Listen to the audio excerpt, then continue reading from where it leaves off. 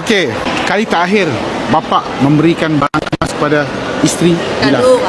Kado ulang tahun dong, April. Jawapannya betul. Maksud dia betul-betul suami yang bagus. Dan bila suami yang bagus, jawapan yang bagus, saya pasti memberi kebahagiaan tu kepada bapa dan juga ibu. Okey? Sebagai kebahagiaannya, di sini saya akan berikan ibu dan bapa satu peluang untuk memilih. Sila pilih satu barang. Bismillahirrahmanirrahim. Random ya, random Random. ya. Bismillahirrahmanirrahim. Okey, bisa dibuka? Sekarang Bisa. Dan lihat apa di dalam. cincin. Wah, cincin berlian gitu. Ini diamond betul-betul, Moissanite diamond. Ini benar. Ini benar, bukan mainan, bukan toys. Ini mahal tu. Apa? Sarungkan ke jari manis, Pak.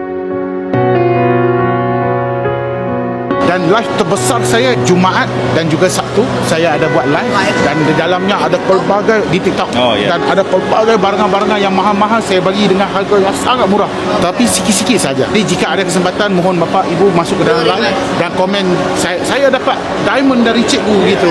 Saya baca komen itu, nanti saya hantar satu lagi. Terima kasih. Ajak teman-teman juga. Ya, bisa. Terima kasih Pak. Terima kasih. Hai sayang. Bye-bye. Bye-bye.